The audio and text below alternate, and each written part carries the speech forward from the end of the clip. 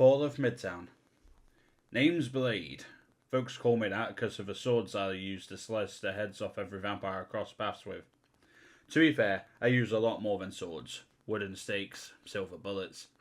Hell, I'll use a squirt gun full of holy water if that's what it takes to put a fanger down for good. I ain't picky. I've been hunting vamps my whole life, sending the undead back to their graves to make the night a safer place for the living.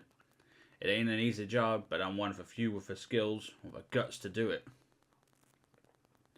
When I heard that Dracula had some sort of master plan brewing, you can bet I jumped on the first red eye to Transylvania. Turns out, Drac wasn't home. He decided to make New York City his new stomping grounds. And he had a trick up his sleeve that even I didn't see coming. Somehow, that freak cast a spell that stopped the sun from rising, trapping Manhattan in a state of non-stop darkness. That made New York City the perfect place for his hungry horde to run wild 24/7.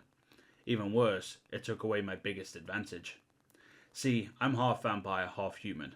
I've got all the powers of a regular vamp, plus the bonus of being able to walk and hunt in broad daylight. But when the dawn don't ever come, well, it means my usual way of doing things ain't gonna cut it anymore. Found that out the hard way when I got back to New York. I sliced a trail through an army of fangers straight to Central Park. Dracula already had a fortress there, and I was itching to pay him a visit.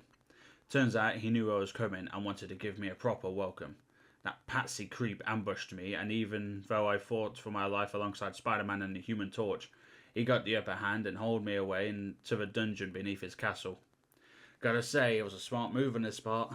When you know who your biggest threat is, you take him out first, right? That's why I was going after Drac. And the fact that he felt the same way about me is kind of an honour.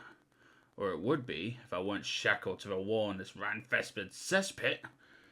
I ain't the only one Dracula needed out of the way either. Apparently there's some Asgardian scroll named Radatasco whose enchanted horn can end the life of whatever it pierces. No matter how immortal. Drac summoned that magic scroll to Earth and locked it up in chains too. With his most dangerous foes off the board, Dracula's minions have free reign of the city. Sure, there are other heroes trying to take him down, but the numbers are in Drac's favour. All I can do is wait and hope that someone eventually sets me free. It's going to be a long night. I guess that answers the question where Blade's been this entire game.